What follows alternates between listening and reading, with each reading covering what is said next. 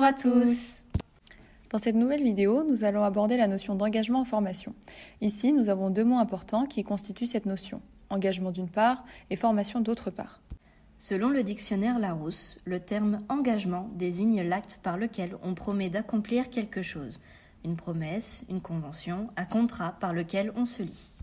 Et selon l'INSEE, le terme formation désigne une forme d'apprentissage à la fois organisée et institutionnalisée.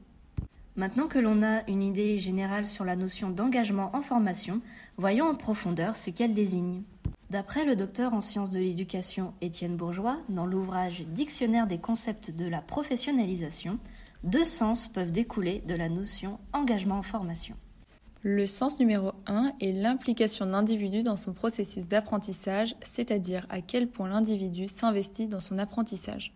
Le sens numéro 2 est l'entrée d'un individu dans un processus d'apprentissage, c'est-à-dire que l'individu démarre une formation.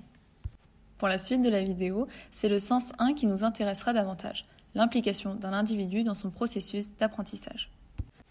Il faut savoir que l'engagement d'un individu dans un processus d'apprentissage peut être défini par trois catégories d'indicateurs. Des indicateurs comportementaux, c'est-à-dire avoir le choix de s'inscrire à certains cours ou à une formation, être persévérant, c'est-à-dire arriver au terme de l'apprentissage, savoir organiser son temps épuisé dans ses ressources, etc.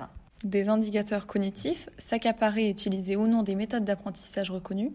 Dans l'ouvrage évoqué précédemment, Étienne Bourgeois évoque par exemple la planification, la fixation de buts, l'auto-évaluation, la pensée critique, etc.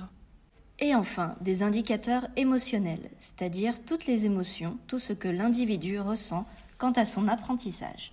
Étienne Bourgeois liste d'un côté l'intérêt, l'enthousiasme et la fierté, que l'on associe donc à un engagement fort, et d'un autre côté, l'ennui, la peur, la colère, la déception et la honte, qui risquent donc de diminuer l'engagement d'un individu dans son apprentissage.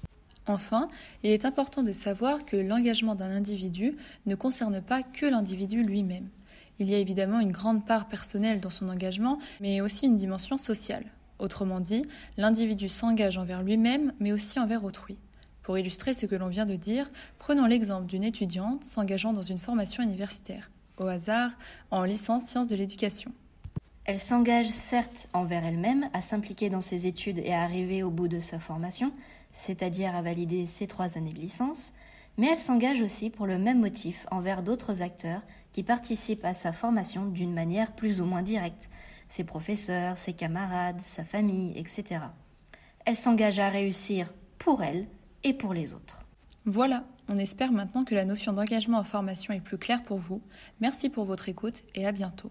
Et n'hésitez pas à jeter un coup d'œil aux autres vidéos de la chaîne.